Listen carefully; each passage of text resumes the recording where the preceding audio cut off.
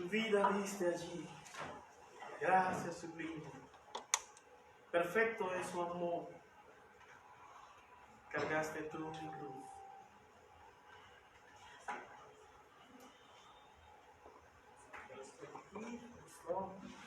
Vamos a compartir la palabra santa de Dios.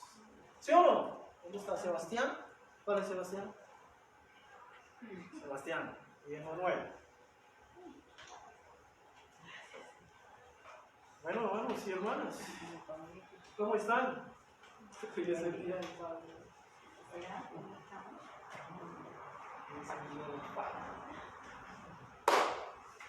Gracias, sublimes. Bueno, bienvenidos, bienvenidas todos y todas a esta mañana hermosa que estamos aquí en esta congregación, esta familia de fe, adorando al Señor, bendiciendo al que vive y reina. Estábamos haciendo ahí un paneo y decíamos que hay un número importante de hermanos y hermanas que ya se han vacunado en la iglesia, que ya hoy tenemos muchas medidas, muchas distancias, ¿no? Entonces ya nos podemos congregar. Y el señor gobierno está diciendo, vean, ya pueden ir a los colegios y a las universidades. ¿Por qué? Pues porque estaban en paro. La pandemia está alta, pero Dios dice, no, hay que ir a retomar más paro. Pero nosotros no le hacemos paro al Señor Jesús, ¿sí o no? Porque Jesús no nos hace paro a nosotros, ¿sí? Nosotros no le hacemos paro a Cristo. Pues aquí estamos, hermanos. Bienvenidos, bienvenidas. Espero que Dios haya bendecido esta semana en gran manera. Así que nuestros amigos, hermanos, familias, todos, qué bueno que nos congregamos aquí hoy. Y decíamos que estamos celebrando el día del Taita, ¿no? Padre. Viejo del Pucho. No, el día del Padre. Así que yo quiero invitarles para que saludemos a los papás. Feliz día, pásenla bien. Pásenla bien. Y para que leamos algunos versículos de la Biblia que están en el libro de Lucas. El Evangelio de Lucas 15, 20 al 23. Y con ello vamos a saludar a los papás. Evangelio de Lucas, según San Lucas, el Evangelio según San Lucas 15, usted ya conoce esta historia allí, pero vamos a mirar un extracto de allí, 20 y 23. Por favor, si alguien quiere participar, pues ya sé. Evangelio según San Lucas 15, 20 al 23. Y levantándose vino a su padre, y cuando aún estaba lejos lo vio su padre, y fue movido a misericordia. Y corrió y se echó sobre su cuello y le besó. Y el hijo le dijo, Padre, he pecado contra el cielo y contra ti, ya no soy digno de ser llamado tu hijo. Pero el padre dijo a sus siervos, sacad el mejor vestido y vestidlo, y poned un anillo en su mano y calzado en sus pies. Y traed el becerro gordo y matadlo, y comamos y hagamos fiesta. Amén. Conoce la historia del hijo pródigo, ¿verdad? Yo no sé por qué le dicen pródigo, pero así está allí. ¿Qué papá, no? Ese es el modelo de papá que el mundo requiere hoy. Amén. Así que con ese pasaje de la palabra de Dios queremos saludar a los papás, igual que lo hicimos con las mamás, y que puedan estudiar, exprimir ese texto y sacar de allí las lecciones que el Señor nos da. Pero también estaba mencionando que se conmemora hoy, que se celebra hoy, que se recuerda hoy, que se visualiza hoy el Día del Migrante, ¿no? La población migrante. Y dábamos unos datos, decíamos que Colombia es el segundo receptor de migrantes, el primero es Turquía, pero que Colombia es el primer país con migración interna, se llama desplazamiento, ¿cierto? El desplazamiento interno. Pues Colombia tiene ese récord.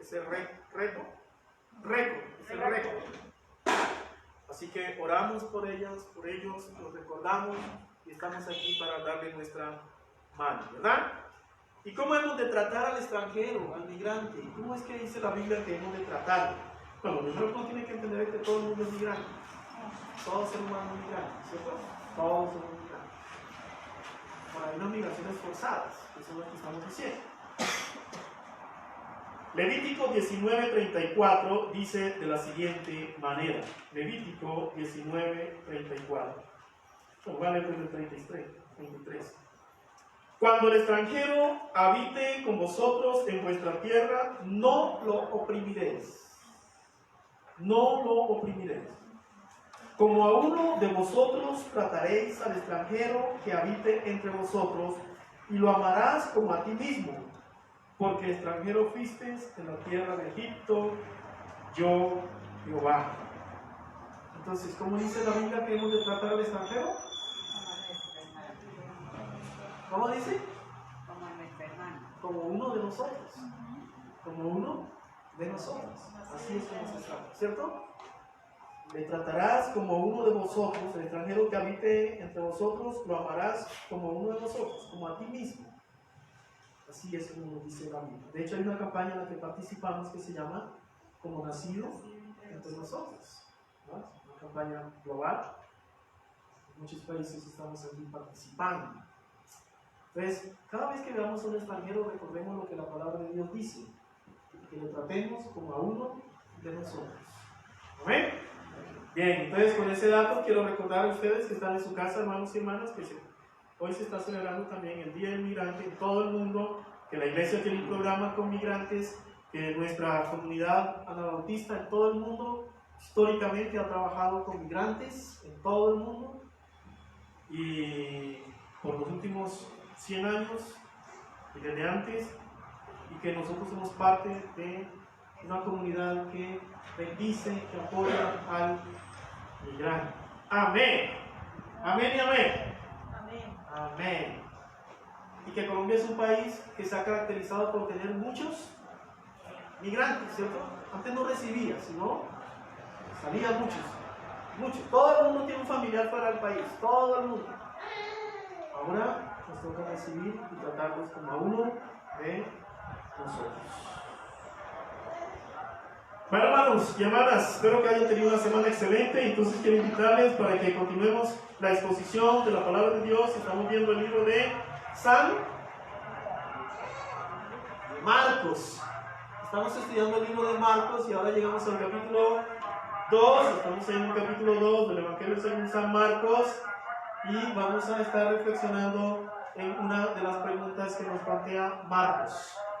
Hemos dicho que Marcos tiene unos planteamientos muy profundos para decir que Jesús es el Hijo de Dios, y si Jesús es el Hijo de Dios, entonces Jesús es la solución. ¿Verdad? Es la solución. Ahora, yo quisiera que revisáramos un poquito un elemento que para nosotros es vital. Otra vez, hermanos y hermanas, la gente cree que la enfermedad es solamente física. ¿Ustedes qué dicen? ¿Qué dice usted, hermano? ¿Yo? Sí. Pues a nosotros nos enseñaron que era 50-50, física y psicológica. 50 física y 50 psicológica. Y eso dice la OMS también, ¿cierto? La Organización Mundial de la Salud. Dice que el enfermo no es solamente físico, ¿cierto? Usted enferma, lo lleva a un hospital y ahí lo curan, le ponen una inyección y todas esas cosas, y muere. Eso es la física. Pero parece que no es solamente física la enfermedad. Y eso nos tiene que llevar a la pregunta de ¿a quién vino a buscar Jesús a la tierra? ¿A quién? A los enfermos. Entonces la enfermedad no es solamente física, ¿cierto? Porque Él vino a buscar a los enfermos. Y la pregunta es, ¿y quiénes son los enfermos? ¿No? ¿Quiénes son los enfermos? Los judíos que vino Jesús allá hace 2000 años y los que no tienen a Jesús. ¿No? En ese tiempo los de la Mesopotamia, los de Egipto, etcétera, etcétera. Los que no tienen a Jesús son enfermos. ¿Por qué? ¿Por qué? Bien, hemos planteado que Mateo tiene varias líneas en su estructura del Evangelio, una línea de salvación, una línea de sanidad, una línea de dominio de la naturaleza, pero hoy vamos a ver la línea de salvación, la línea de salvación. Y Mateo, Marcos, va a hablarnos de Mateo, que antes se llamaba Leví. Así que quiero invitarles para que busquen su Biblia, Marcos 2, 13 al 17. Marcos 2, 13 al 17. Y podamos despejar las preguntas que estamos abordando hoy. Si Jesús vino a traer sanidad a los enfermos físicos y a los no enfermos físicos, entonces hay dos palabras que hemos mencionado muchas veces acá que tienen que ver con eso: salud, salvación, y enfermo, infierno. ¿Qué es lo que dice Marcos 2, 13 al 17? Jesús llama a Leví. Después volvió a la orilla del mar y toda la gente venía a él y les enseñaba. Al pasar, vio a Leví, hijo de Alfeo, sentado al banco de los tributos públicos y le dijo. ¿Qué le dijo? Sígueme. Sígueme. ¿Y qué pasó? Levantándose le siguió. Y levantándose, le siguió. ¿Y qué pasó más allí? Felipe, Vanessa, ayúdenme. Aconteció que estando Jesús en la mesa, en casa de, ¿sí? Adelante. Muchos publicanos y pecadores estaban también a la mesa juntamente con Jesús y sus discípulos, porque había muchos que le habían seguido. ¿Y qué más dice, señorita Lumar? Los escribas y los fariseos, viendo de comer con los publicanos, con los pecadores, decían a los discípulos: ¿qué es esto? Que él come y bebe con los publicanos y pecadores. ¿Y qué más pasó? Sí, tiene. Al oír esto, Jesús les dijo: los sanos no tienen necesidad de médico, sino los enfermos. No he venido a llamar a justos, sino a pecadores. Es muy interesante, gracias hermanos. Muy interesante, porque entonces aquí nos va a decir, oiga, el tema no es solamente para los enfermos físicos. Jesús parece que vino con una visión más amplia. La palabra enfermo, ya dijimos que tiene la misma raíz, tiene la misma raíz que infierno, ¿cierto? Y Jesús lo llamó del infierno a Mateo. ¿Y hacia dónde lo llamó? A la salud. Y la palabra salud tiene la misma raíz que salvación. Jesús vino a traer salud, salvación. Entonces aquí tenemos que diferenciar esa salud, esa salvación, de la salud que nos dan en los hospitales. Ahora, yo me pregunto, si es así, si hay enfermos espirituales, mentales, enfermos en pecado, ¿por qué no hay clínica, señorita, usted que está allá, que tiene su clínica, por qué no hay clínica para enfermos del egoísmo, del odio, clínica para explotadores? ¿Cierto? Debería haber clínica para explotadores sexuales, económicos, etcétera, etcétera, etcétera. Para los genocidas. No hay clínica para ellos. ¿Por qué? ¿No será que esas clínicas son más importantes? 50-50, le enseñaron a usted en la universidad. ¿Cierto? Cuando uno somatiza es cuando más se enferma, ¿no? Se enferma cuando uno somatiza.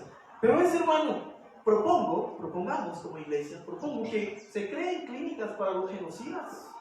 Son enfermos, están en el infierno. Clínicas para la gente que vive del odio, están en el infierno. Para los explotadores. Y aquí tenemos uno de esos explotadores que estaba sentado. ¿Dónde estaba sentado Mateo? Leví es el mismo Mateo. Recaudando los impuestos. Entonces vamos a hablar de eso, hermanos y hermanas. Les propongo que hablemos de eso. Recordemos que Marcos presenta a Jesús, el Hijo de Dios, cumpliendo su agenda cuando presenta una línea de salvación, una línea de sanidad, una línea de liberación, una línea de dominio sobre la naturaleza y una línea de enseñanza. Cuando Jesús está haciendo eso, está cumpliendo su agenda por la cual vino a la tierra. Ahora, Jesús dijo: frente a las revueltas, los flagelos e injusticias del mundo, mi reino no es de este mundo. Lo cual significa, hermanos y hermanas, que somos ciudadanos del reino de Dios. Y nuestro comportamiento, pensamiento y actitud frente a la realidad que vivimos es como ciudadanos y ciudadanas del reino de Dios. En la tierra no va a cambiar eso, va a seguir así. Por eso no luchamos contra el mal con las herramientas del mal. Ni frente a la tiranía respondemos con venganza. No nos dice que seamos como Pilatos, que nos lavemos las manos y dejemos que las cosas pasen. Eso no es lo que dice la Biblia. Pero sí dice que de los corazones dañados solo van a ser daños. Por eso es que estoy proponiendo una clínica para la gente que está dañada. De un corazón dañado, pues lo que van a hacer son daños. No puede salir agua dulce y agua salada de la misma llave. Santiago 4, 1 y 2 dice eso. Él dice, ¿de dónde vienen las guerras, los pleitos, las enemistades, los egoísmos, las envidias, las matanzas? ¿No es del corazón? ¿No es allí, en el corazón? Entonces, hermanos, si hay envidia, odio, corazones rotos, etcétera, etcétera, las personas están en el infierno. Por eso Juan va a decir, el que cree en Dios ya ha sido salvo, pero el que no cree ya ha sido condenado. ¿Por qué? Porque no creí. ¿De dónde nacen las guerras entre las naciones, los países, los estados, los grupos en Colombia, etcétera, etcétera? Es del corazón. ¿Y las enemistades? Es del corazón. Entonces parece que allí hay un elemento de enfermedad. Y lo que produce ese corazón enfermo, pues es enfermedad.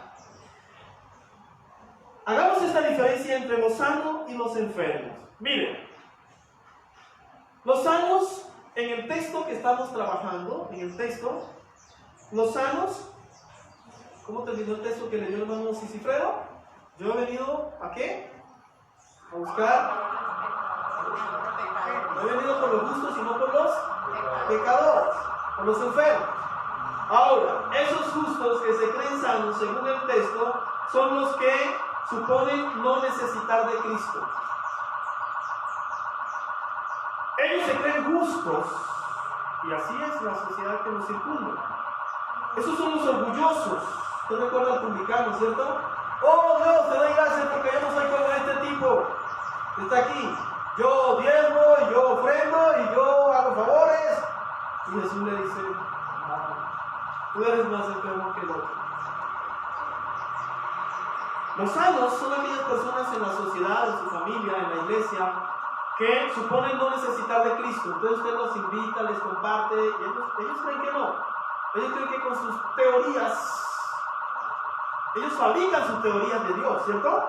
No, es que yo creo en Dios de esta manera. Es que cada uno cree en Dios así. Ellos no necesitan de Dios. Y son orgullosos, y en las congregaciones hay muchos orgullosos, ¿no? La religión nos hace orgullosos. Pero también hay unos que se creen los dueños de las religiones y viven fundando religiones. Ellos creen que no necesitan de Dios.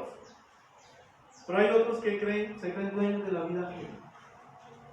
Se creen dueños de la vida ajena. Esos son los que el texto va a decir, se creen los sanos. No necesitan nada del Creador. Ellos son sus propios Dios. Sin embargo, el texto va a presentar unos enfermos. Mire, para usted sanarse lo primero que necesita es reconocer la enfermedad, ¿sí o no? Lo primero que necesitamos es reconocer que estamos enfermos. Si no, no nos curamos. Un drogadicto, si no reconoce que es drogadicto, no se va a sanar. Una persona que tiene COVID, si no reconoce eso, no va al médico. Una persona que le duele la muela, si no reconoce eso, no va al médico. Lo primero que necesita una persona para sanarse es reconocer que está enfermo. Por eso Mateo 5 en la bienaventuranza va a decirnos, bienaventurados toda esta población, porque ellos, lo que cantábamos ahora, ven conmigo a la casa de Dios, adoraremos al Señor, van a encontrar allí el descanso. Los que no reconocen ser pecadores, los que reconocen ser pecadores y piden perdón, esos son los enfermos, y Jesús está diciendo que Él vino para ellos. Esas son las personas que buscan su salvación. Por tanto, están buscando continuamente al médico que los sana. Al médico que los sana. Miren, ustedes recuerdan, en el libro de Números está hay un cuadro hermoso de los judíos en el desierto y los mordía la serpiente y el Señor le dice a Moisés, construye una serpiente y levántala y el que mira allá se sana, ¿cierto? ¿Quién tenía que mirar allá? El que estaba enfermo, el que estaba mordido, ¿cierto? Por la serpiente. Él miraba allá, los demás no. Esa persona necesitaba de sanidad, levantaba su mirada y reconocía que allí estaba la salvación, la solución. Es decir, quien necesita el médico es la persona que mira hacia arriba. Quien necesita la salvación es la persona que mira hacia arriba. Por eso el texto nos dice, busquen las cosas de arriba primero y no las de la tierra. Estos enfermos están buscando solamente las cosas de aquí. No les interesa lo demás. ¿Y quién está arriba? Jesucristo. Busquemos. Busquemos. Primero a Él. Ahora, según el texto, revisemos un poco quién era Leví. Su nombre inicialmente era Leví y luego fue cambiado a Mateo. Mateo el evangelista, Leví el recaudador de impuestos. Hablemos un poquito de eso. Leví era un hombre de carácter y conciencia enfermo. ¿Dónde se da el escenario? En Capernaum. ¿Qué era Capernaum? Era un centro militar romano y era un lugar de mucho comercio internacional. Era una de las intersecciones que había en la Palestina, en Israel. Y en ese lugar había una base militar romana. Pero el comercio tenía que pasar por ahí y entonces los comerciantes pernoctaban allí. Dormían allí, hacían sus negocios, sus intercambios allí. Era como una ciudad comercial. Y en ese lugar, justo en esa zona, Leví tiene su oficina. Y su oficina es de recaudación de impuestos nacionales y como había tanta gente extranjera, también internacionales. Ya se imaginan que estamos hablando de un ricachón. Un hombre muy rico que recaudaba impuestos de los judíos, pero también de los egipcios, babilonios, todos los que pasaban por allí, tenían que pagar impuestos. Y él tenía su oficina y sus trabajadores y sus trabajadoras y sus computadores y todas sus máquinas para hacer sus consignaciones, etcétera, etcétera. La verdad que Leví era un rico. Ahora, era un rico odiado para los judíos, no tanto para los romanos. Y me llama la atención eso, y por eso puse esa palabra que está ahí. Leví era parte de la chusma para los judíos. La chusma para los judíos. Un tipo odiado y odioso. Y le voy a decir por qué. Al judío le dolía mucho que parte del recaudo que hacía un judío fuera para construir templos de otros dioses, para construir y financiar religiones que oprimían al judío. Eso daba mucho más rabia. Entonces, le quitaba su dinero, les cobraba muchísimo más de lo que decía Roma, pero además ese dinero era para construir templos paganos y pervertir la religión judía.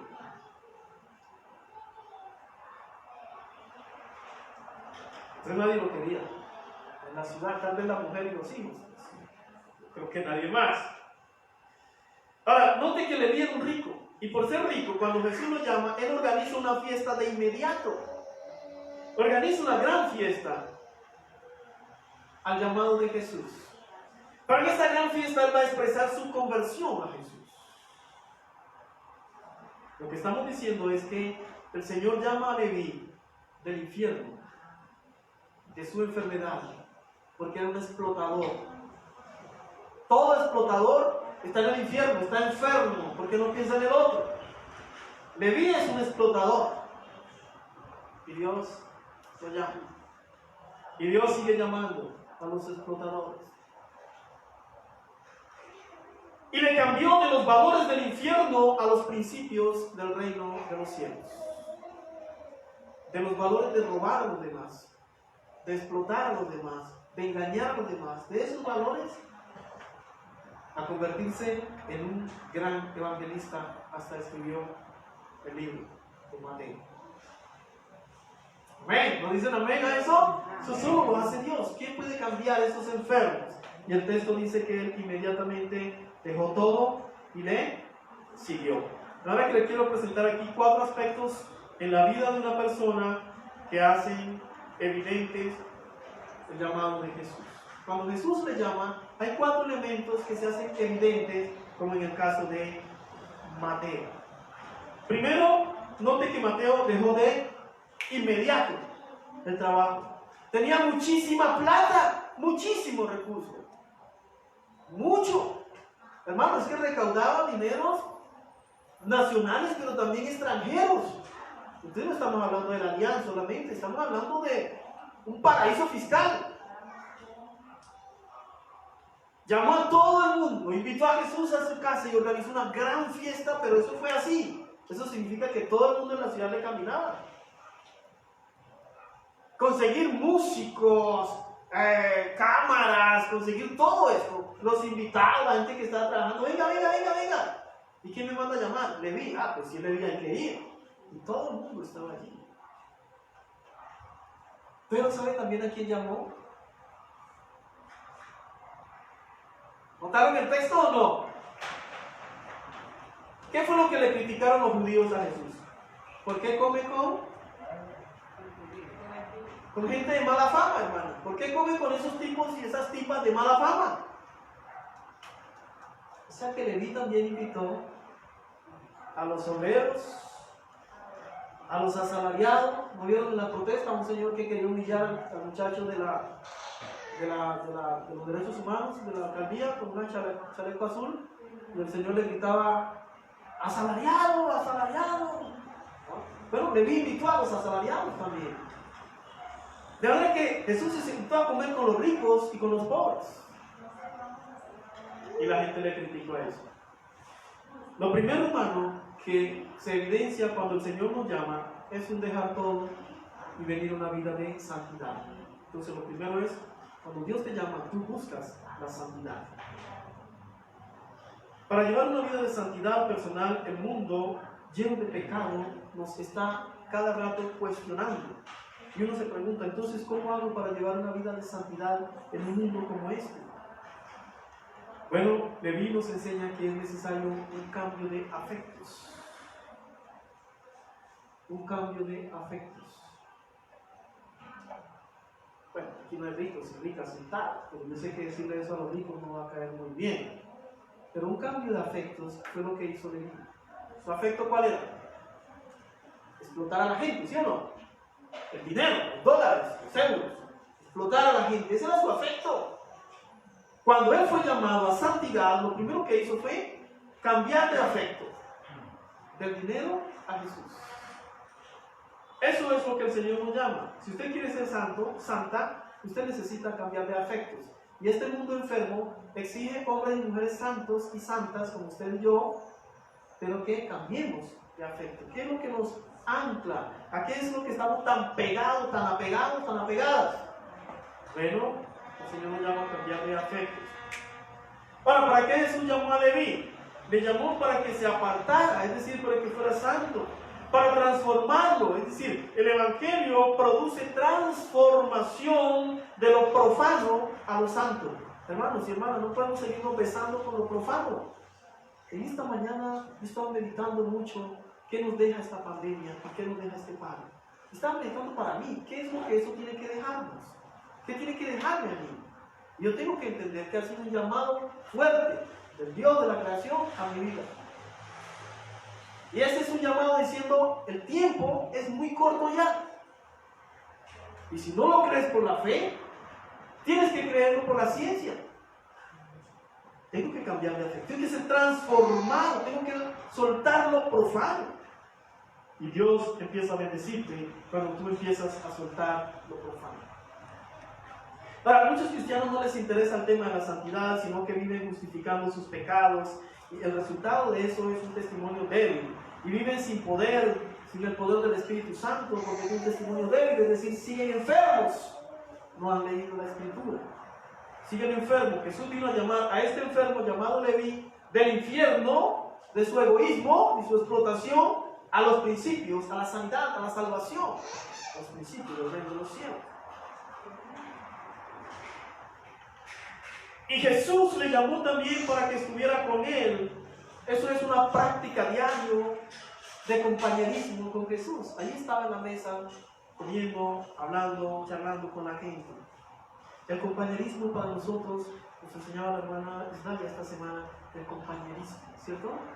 El jueves, ¿vieron la predicación del jueves? Pablo hablando a Timoteo, el compañerismo, cuánto anhelo estar contigo, mi compañero, mi compañera, mi hermano, el compañerismo. Valoremos el compañerismo, hermanos y hermanas, y eso es lo que el Señor nos enseña. Nos llamó para ser transformados, para que estuviéramos con Él y para enviarlo a Leví, a Mateo, a predicar, a sanar de la enfermedad a la gente que Él mismo había explotado. Lo segundo que pasa cuando Dios llama, primero es que nos llama y soltamos lo profano y venimos a lo santo, ¿cierto? A la santidad. Eso es lo primero. Lo segundo, deseamos un proceso de aprendizaje e enseñanza. Toda persona llamada desea un proceso de aprendizaje y enseñanza. Y en eso, la iglesia pentecostal nos da cátedra. Leví nos dio cátedra. Inmediatamente soltó el modelo explotador que tenía, llamó a todo el mundo y se sentó. ¿Quién sabe qué más habrá dicho? ¿Habrá pedido perdón? No sabe, la Biblia no registra eso. Y habrá devuelto, no sabemos, solo sabemos el caso de Zaqueo.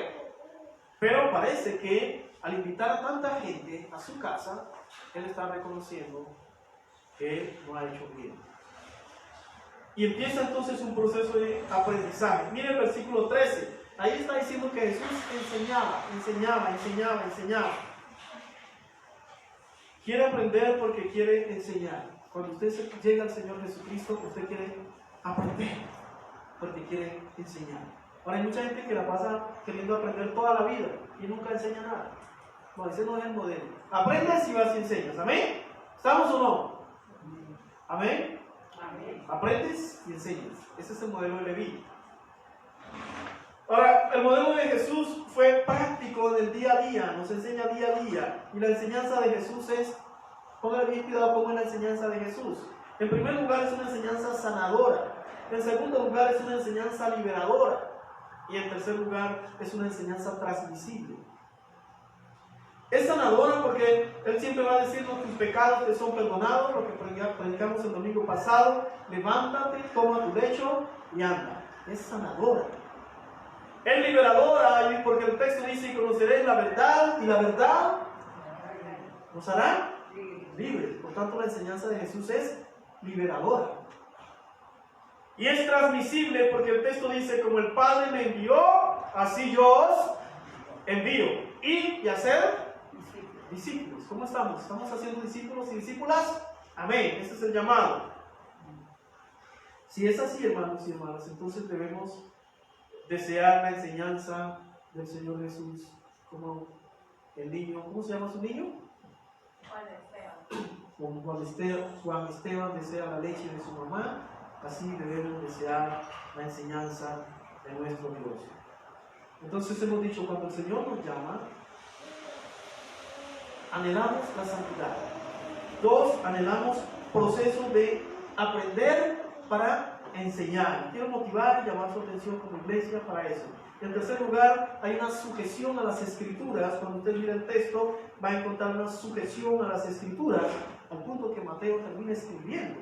Y si él escribió es porque conocía las Escrituras ya. La palabra de Dios, hermanos y hermanas, es sanadora. Y pónganle mucho cuidado aquí. La palabra de Dios es sanadora. Y esta palabra de Dios, esta bendita palabra de Dios, es sanadora de la mente. ¿De qué más? Del espíritu, del cuerpo, del corazón. Es sanadora integral. La palabra de Dios es la única que puede sanar la realidad corrupta colombiana, nadie más. El problema es que si los que enseñamos la palabra de Dios nos metemos en el marasmo, pues terminamos peor. Pero la palabra de Dios es la que sana tu vida, tu casa, tu hogar, tu familia, mi vida, el país, es la palabra de Dios. No podemos esconderla. Por eso el texto de la Torah dice: escríbela en las puertas. Cuando te acuestes, repítela, escríbela. ¿Por qué? Porque la palabra de Dios es sanadora. Sana la mente. Cuando usted está leyendo la palabra de Dios, está sanando su mente, su espíritu, su corazón. El versículo 4, el versículo 14, Jesús nos va a enseñar allí que Él nos ve en el trabajo, y nos ve en la casa, y nos ve en la relación diaria. Y hermanos y hermanas, a veces pensamos que la presencia del Señor es solo en la congregación. No, la presencia del Señor, según el versículo 14, cuando Él ve a Leví, lo vio en su trabajo. Allí fue donde lo vio, en el trabajo. Allí nos ve el Señor, y allí sanó a Leví. Quiere decir que la palabra de Dios sana en el trabajo. El versículo 15 y 16, Jesús y la chusma, ¿cierto? Jesús, el que redime a una chusma, a uno de los que no pertenecen, ¿no? De los que no tienen nombre, de los que nadie quiere, ¿cierto? A esa chusma Jesús se llega y la sana. El versículo 16, entonces nos habla de una palabra que se puso muy de moda aquí en Cali, en Colombia, que es la gente de bien, ¿no? Mire, el texto está diciendo que la gente de bien, los fariseos, los santísimos fariseos, están reprochando al Señor Jesús porque está comiendo con los pecadores. Los pecadores eran la gente de mala fama, ¿cierto? Gentiles, obreros, prostitutas, toda la gente de mala fama eran los pecadores. Y entonces la gente de bien, de aquel entonces, viene a recriminar a Jesús. Y mire, la gente de bien no busca a Jesús para seguirlo, sino para criticarlo. Y yo quiero decir, es mejor que Jesús te haga el bien de sanarte de la llaga de tu pecado, y no que los demás te hagan gente de bien por tu condición social. El versículo 17, la respuesta de Jesús obedece a su agenda, y su agenda está en Lucas 4:18. Hay muchos que se creen muy cerca de Jesús, pero desconocen su agenda. Mateo conoció las Escrituras y por eso escribió su Evangelio. Y yo quiero invitarles a escudriñar las Escrituras, a enamorarse de ellas. Juan 5:39 dice: escudriñad las Escrituras porque a vosotros os parece que en ella tenéis la vida eterna. Entonces en la eternidad está la salvación es eterna. Entonces Mateo fue sacado del infierno a la eternidad, ¿no? A la salvación. Fue sacado, fue liberado de todas sus estructuras explotadoras que tenía, a ser un hombre de evangelización. Hermanos y hermanas, ustedes en sus casas escudriñen la Escritura. La Escritura es sanadora. Cuando escudriñamos la Escritura, cuando leemos, nos sanamos. No le tengan miedo a la Escritura y no le saque excusa a la Escritura. Léala. Cuando usted es llamado por el Señor Jesús, usted ama la Escritura porque encuentra sanación de sus pensamientos, de su corazón, de su espíritu en la Escritura. Y el cuarto elemento que menciona el texto es una invitación a las prácticas de la disciplina de la gracia. Cuando Dios me llama, yo practico las disciplinas de la gracia. A saber, estudio la palabra, medito en ella, pero amo la oración, pero también practico el ayuno. A saber, la sencillez en mi comportamiento diario. La sencillez. Seamos sencillos, como Paloma. La práctica de la disciplina diaria tiene que ver con algo que es el servicio, el servir a los demás, a los migrantes, a los padres, ¿no? A todos, el servir. La práctica de la disciplina de la gracia tiene que ver con la confesión de mis pecados. Confesamos nuestros pecados al Señor sin excusas porque el Señor nos conoce. Pero también tiene que ver con la adoración al Señor. La práctica de la disciplina de la gracia tiene que ver con dejarme dirigir por el Espíritu Santo. Que el Espíritu Santo dirija mi vida, mis planes, mi ser, mi hacer. Pero también tiene que ver con la participación en las celebraciones cúlticas. La celebración cúltica que llegue al trono de la gracia como una ofrenda, como un cántico de adoración, como una flor hermosa ante mi Creador. Concluimos el texto diciendo: gracias a Jesús que nos invita a salir de la mentalidad enferma a la salud, que nos invita a salir del infierno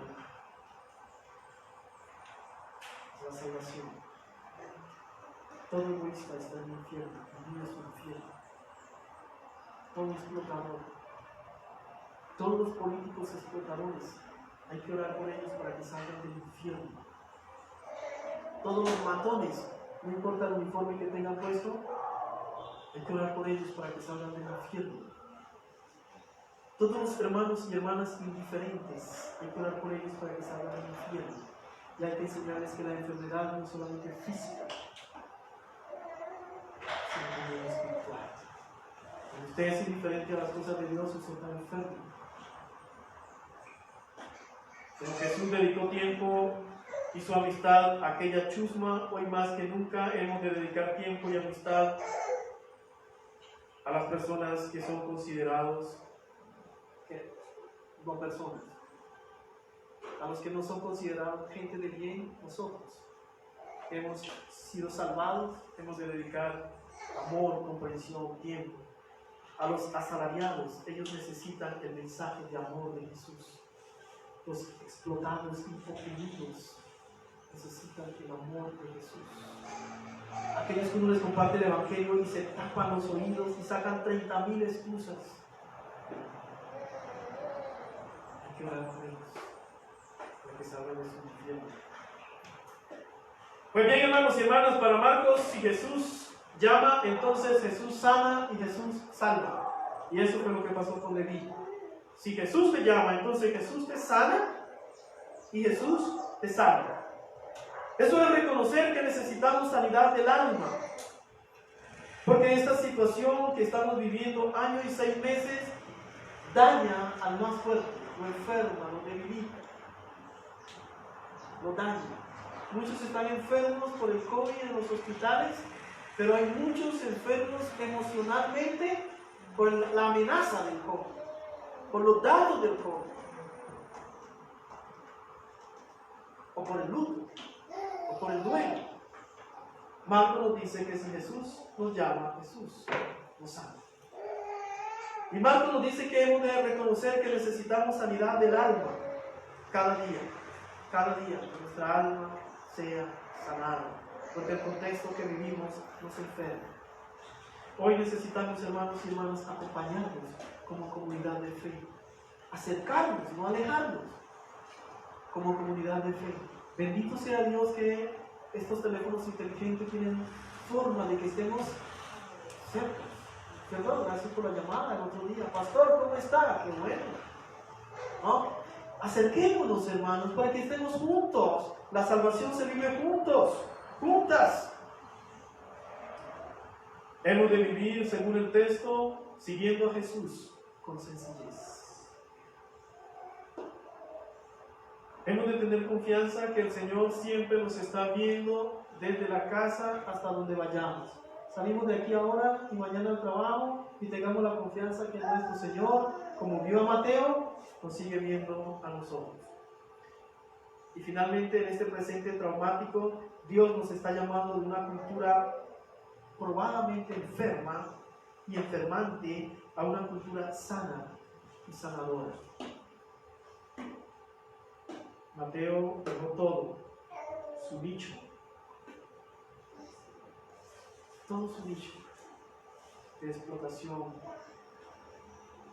y siguió a Jesús. Así que la invitación es: venga,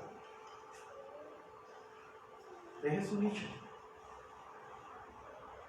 y viva la salvación de Jesús. Oremos así. Padre, te damos muchas gracias esta mañana y te bendecimos por tu palabra. Y te damos gracias porque has venido a sanar el alma, el corazón, el cuerpo, el espíritu, la mente. Te damos gracias, Señor amado, porque como llamaste a Mateo como llamaste a Leví, como lo viste en su lugar, en su realidad, en su condición, y allí le hablaste, sigues hablando hoy. Bendice esta tu iglesia, levanta tu iglesia, bendice mis hermanas, mis hermanos, y en esta nueva semana, Padre Santo, permítenos, Dios mío, seguir caminando en sencillez, tomando de tu mano. Gracias porque tú nos ves nuestra condición y te acuerdas y nos das la mano y nos llamas.